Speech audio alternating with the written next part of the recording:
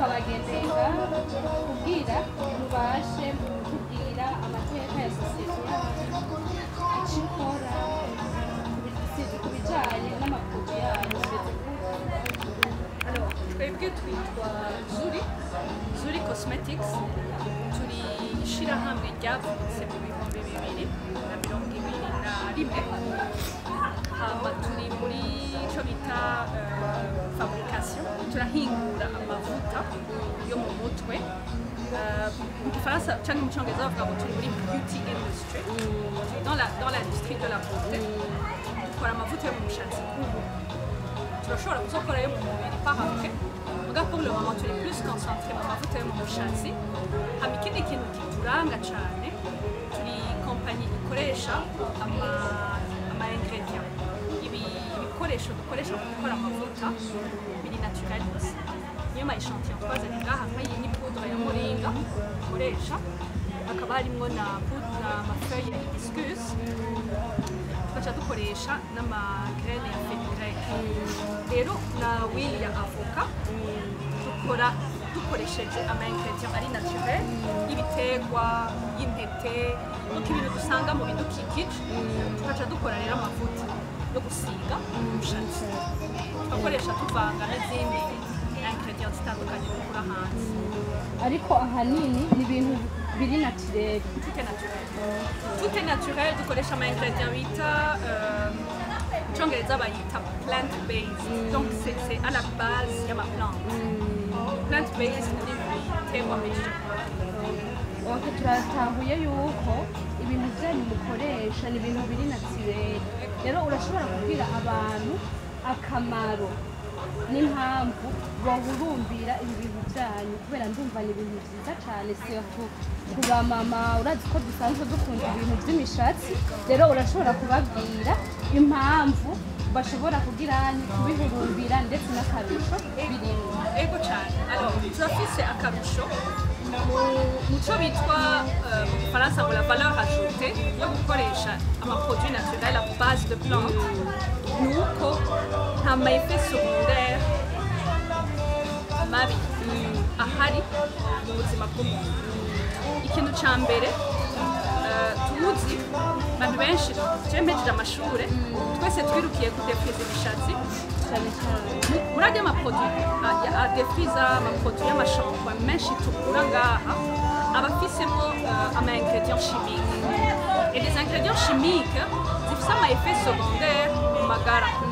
hari abantu tuzi bagira ibibazo muri reproduction, les organes reproductifs zigagira ingorane.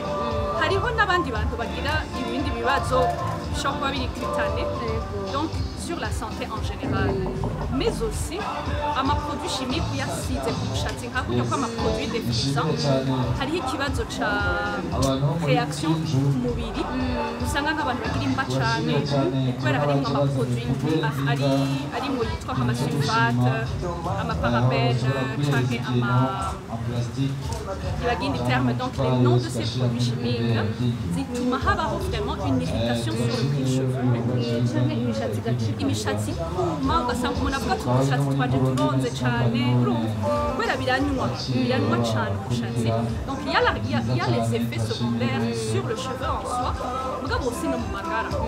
alors ikindi kintu kiri à part kitari ku magara direct y'umuntu, icyiza cyo gukoresha amaproduit à base d'ingrédients naturels, nuko aussi contribua muri préservation de notre planète, ibidukikije.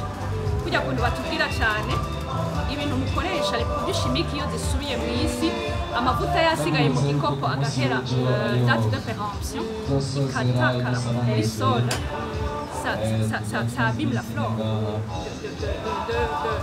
du sol. donc hariho la protection de notre environnement, mais il y a aussi la protection humaine. donc, mais aussi ugasanga tuko turafasha n'aba barimyi bacu, kuko nk'iyi ni huile d'avocat turayikoresha mu ma ingrédients, iyikorerwa i Gitega ni Murundi, ni nawe mugenzi wanje turi kumwe ngaha akora ibi vy'icayi kiva mu bwoko bw'ibivuka. donc turasapotinga aussi les fermiers abarimyi bino mu Burundi tukabahimiriza kuzana ibiterwa bishasha. Donc en fait on crée une horizon économique pour watubwiye ku bijyanye washimikiye cyane cyane ku bijyanye na les produits yo ku mishatsi watubwira ku burebure nabwo ku bijyanye n'icayi. Ego cyane. Alors je viens de dire yuko iyi ni umuntu yitwa company yitwa ICC Incredible majambo yose ICC ni Incredible Culture Community ari Gitega akora amavuta ya avoka donc ava muri iki kibuto civoka agaca akora n'ifu y'icayi muri ico kigogwa nyene. So iyi ni meza ku mubiri umushatsi twe turayakoresha mu ingredient principal mais aussi ku mushatsi urashobora kuyasiga ko directement cyane gose. Ku mishatsi itandukanye kubera hari imishatsi iri defrize mais les cheveux naturels bose nta na kimwe abafise imishatsi iri defrize baca bayikoresha nka traitement bakayasiga ko bakaja muri kasi 30 minutes bakaca bavana. Abari naturel nabo nyene turakoresha ico bita pain d'huile y'huile d'avocat. Hama ikindi n'uyu icayi ciwe gifasha mu magara à l'intérieur ni antioxydant. Le thé ikigogwa civoka gifise ni amajambo avananira mu kirundi kuko tuyazi bayavuga ko muganga. Donc ni anti-inflammatoire ibuza ifasha umubiri ko uguma ufonctiona neza utazana ibibazo mu mubiri inflammatoire et antioxydant niko bivuga. Abantu barashobora kuja ku murongo bakabisoma. Donc c'est vraiment bien pour la santé et tout cela twese nawe tuhamiriza gukoresha ibintu byacu biva mu Burundi twirimira twebwe nyene nk'uko jewe niwabirima kandi tugatanga ikintu kiri naturel kitonona amagara y'abantu. batubwiye ibintu byinshi kandi twabitahuye n'ibintu byiza cyane kandi byumvikana. Rero nk'uwo bakenera yobasanga hehe? Alors udukenera amaproduit yacu aragurishwa mu bibanza bitandukanye by'Ibujumbura mu alimentation nini abantu benshi bazi Burundi yitwa Gaharawe iri muri centre ville impande ya DHL. Hariho alimentation yitwa BMC avenue du Large mu Kinindo Casino muri Nord muri Kesiyo muri station. Hariho NAC supermarket hariho muri Asiatique Fatima grocery. Abantu batushaka barashobora kudukurikira turiko ku mbuga ngurukana bumenyi kuri social media turiko kuri Instagram kuri Facebook twitwa Zuri Cosmetics Burundi na nimero yacu turashobora kuyibaha bakayibona. Akahe kantu ka nyuma wohereza kubwira abarundi n'abarundikazi kugira bahurumbire amaproduit yacu? Alors ikintu kinini ca mbere nobabwira nuko muze mushigikire abarundi bene wanyu. Ikindi kintu nibaza ko kudushigikira ntimuzamushigikiye twebwe gusa Zuri na ICC. Twababwiye ko hari abantu bari inyuma y'ibikorwa dukora abarima ibiterwa nabo nyene muzamuka murabashigikira kandi twese tuba turiko turitaba akamo twahamagariwe na leta y'u Burundi duhimiriza gukora ibikorwa dutezanya imbere umwe akora iki undi agakora ikindi tugashira hamwe hakavamo ikintu ciza c'Uburundi kuko nk'iyi produit abantu benshi bari hanze barayishaka.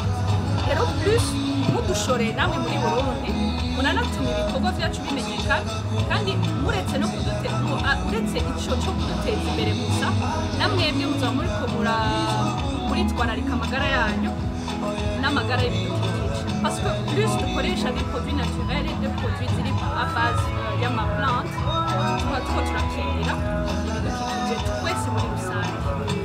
Twebwe turi kuri 65 65 ijana na 78 amajana 309 65 178 309.